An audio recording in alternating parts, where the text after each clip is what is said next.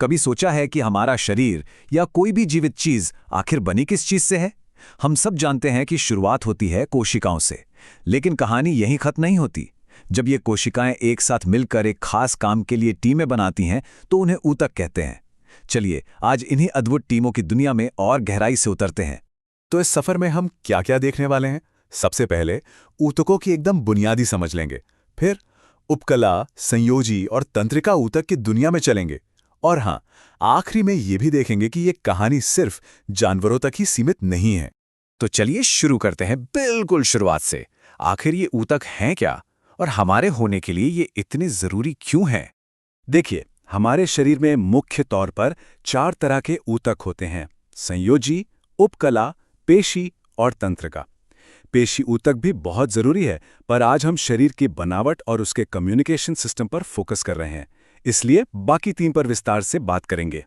तो यहां समझने वाली बात यह है कि ऊतक सिर्फ कोशिकाओं का एक ढेर नहीं है। नहीं, ये उन कोशिकाओं का एक ऑर्गेनाइज्ड ग्रुप है जिनकी बनावट और शुरुआत एक जैसी होती है और वो सब मिलकर एक ही मिशन पर काम करते हैं। चलिए अब बात करते हैं हमारे पहले टाइप की ऊतक की, उपकला ऊतक। इसे शरीर का सुरक्षा कवच या एक तरह का वॉलपेपर भी समझ सकते हैं।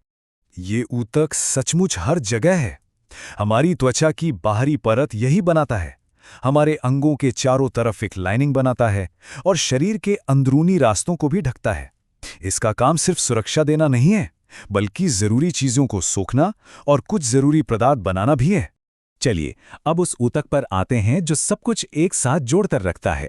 ये है संयोजी ऊतक, हमारे शरीर का ढांचा और सपोर्ट सिस्टम। संयोजी ऊतक की सबसे दिलचस्प बात यह है कि ये हमारे शरीर में सबसे ज्यादा पाया जाता है, पर उससे भी हैरान करने वाली बात है इसकी वैरायटी। सोचिए, ये खून जैसा तरल भी हो सकता है और हड्डी जैसा ठोस भी। ये सचमुच हर जगह है, हर चीज को जोड़ता, सहारा देता और बांधता है। और इसकी इस कमाल की वैरायटी का राज छुपा है इसके 3 मुख्य कंपोनेंट्स में। ये हैं कोशिकाएं, फाइबर यानी रेशे, और ग्राउंड सब्सटेंस जो एक तरह का जेली जैसा पदार्थ होता है। इस ऊतक के अंदर कई तरह के माहिर काम करते हैं। फाइब्रोब्लास्ट ढांचा बनाने वाले रेशे बनाते हैं।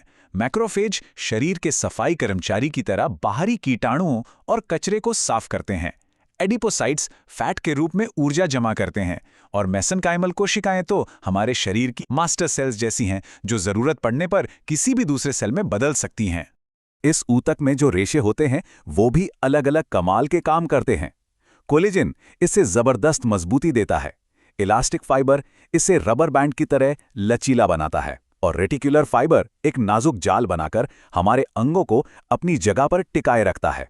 तो संयोजी ऊतक कई रूपों में आता है। ये ढीला या बहुत घना हो सकता है, हड्डी और कार्टिलेज जैसा सपोर्ट देने वाला हो सकता है, और जैसा हमने बात की, खून और लिम्फ जैसा तरल भी हो सकता है। ये इसकी असली वर्सेटिलिटी को दिखाता है। अच्छा, तो हमने शरीर की बनावट को तो समझ लिया।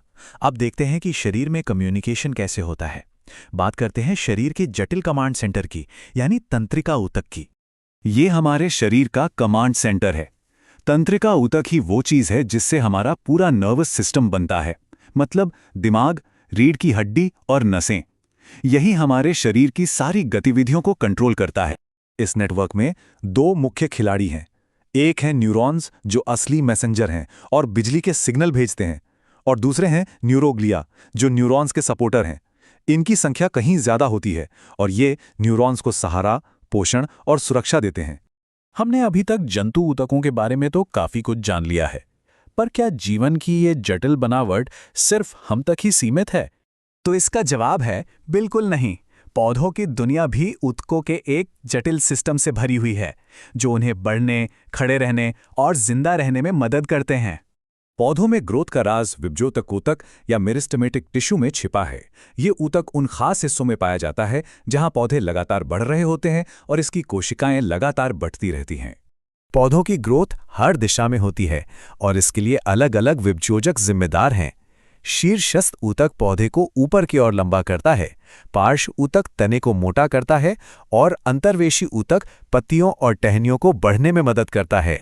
इन कोशिकाओं की बनावट ही इन्हें तेजी से बढ़ने के लिए एकदम परफेक्ट बनाती है। ये छोटी होती हैं, इनकी दीवारें पतली होती हैं और इनमें घना कोशिका द्रव्य होता है, मतलब कोशिका के अंदर का ऊर्जा से भरा लिक्विड। ये सब मिलकर इन्हें पौधे का असली ग्रोथ इंजन बनाते हैं।